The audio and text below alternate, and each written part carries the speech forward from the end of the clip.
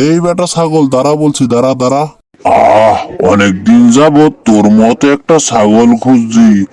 আজকে আমি তোকে পেয়ে গেছি। এখন আমি তোকে খাবো।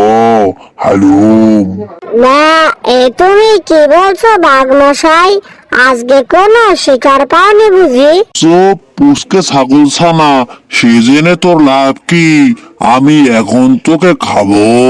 সে তুমি খাবে না হয়, তুমি খেলে তো আর তোমাকে আমি বাধা দিতে পারবো না, কারণ আমি হচ্ছি সাধারণ ছাগল আর তুমি হচ্ছ হিংস্র বাঘ। কিন্তু এখন যদি তুমি আমাকে খাও তাহলে তোমার লোকসান হবে আর আমারও লোকসান হবে। কেন? কেন রে? আবার তোকে খেলে লোকসান হবে কেন রে?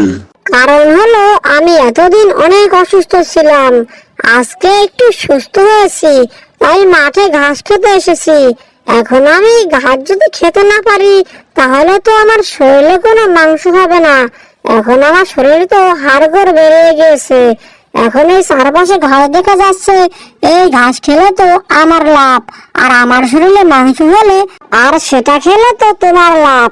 তাই তুমি আমাকে একদিন সময় দাও, আমি ঘাসগুলো খেয়ে তারপরে স্বাস্থ্য ভালো বানাই, তারপর তুমি আমাকে খেও। আচ্ছা, তোর কথা আমি বিশ্বাস করে মেনে নিলাম, কিন্তু আমি আগামীকাল আবার আসবো। সেই দিন কিন্তু কোনো টালবাহানা চলবে না। এই আমি কথাটা বলে দিলুম। এই আমি গেলুম।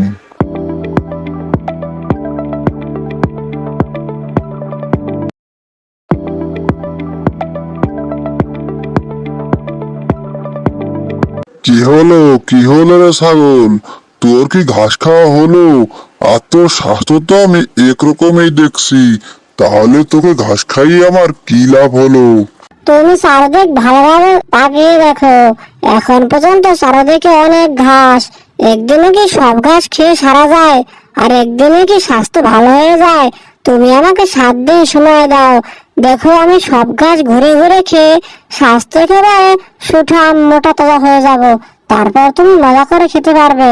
তাহলে ঠিক আছে, কিন্তু তুই একটা কথা তো খুব ভালো করেই জানিস, তুই যদি কোনো পালানোর চেষ্টা করস, এটা কিন্তু কোনোদিনই পারবি না। কারণ আমার থেকে পালানোটা ইম্পসিবল। তুই যেখানেই যাস না কেন, আমার থেকে পালাতে পারবি না। কথাটা যাতে মনে থাকে। আমি তাহলে 7 দিন পরে এসেই তোকে খেয়ে ফেলবো। 7 দিন পরে কিন্তু তুই তাজা হলেও খাবো, শুকনো হলেও খাবো। কথাটা মনে রাখিস। এখন আমি চললুম। আচ্ছা, সে ঠিক আছে বাঘমশাই, আপনি যেমনটি বলবেন ঠিক তেমনটি হবে। আপনার উপর কথা বলার সাধ্য কি আমার আছে? ছাগলের এ কথা শুনে বাঘ মনে প্রাণে বিশ্বাস করে আর সেখান থেকে চলে যায়।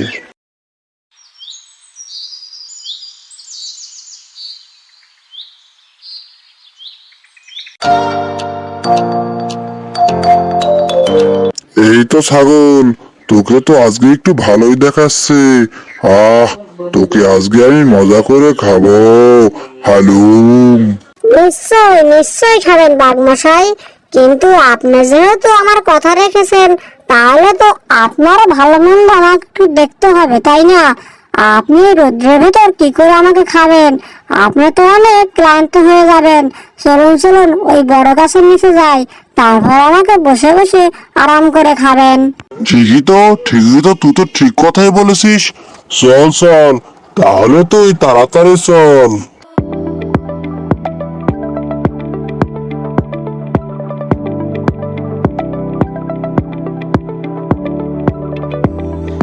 তারপরে ছাগল চালাকি করে সেই বড় গাছের নিচে যাওয়া মাত্র ওই বড় গাছের মগ ডালে উঠে পড়ে। আর ছাগল তো অনেক দিনের খাবার একসাথে খেয়ে ফেলেছে, তাই তার খিদাও লাগে না। আর বাঘ নিচে অপেক্ষা করে। তারপর অনেক সময় অপেক্ষা করে বিরক্ত হয়ে বলে, বেটা দুষ্ট ছাগল, তোর মনে এই ছিল আমি তোকে একবার পাই, তাহলে তোকে আমি দেখাবো মজা। আর এখানে বসে থাকলে তো খিদের জ্বালায় আমার পেটের নাড়ি ভুড়ি একেবারে শুকিয়ে যাবে। আমি এখন এখান থেকে চলে যাই। আমি বরং অন্য শিকারের খোঁজে যাই, আর না হয় আমার না খেয়েই থাকতে হবে। আমাদের গল্পটি যদি আপনাদের ভালো লাগে থাকে তাহলে আমাদের চ্যানেলটি এক্ষুনি সাবস্ক্রাইব করুন আর পাশে থাকা বেল আইকনটি বাজিয়ে দিন। ধন্যবাদ।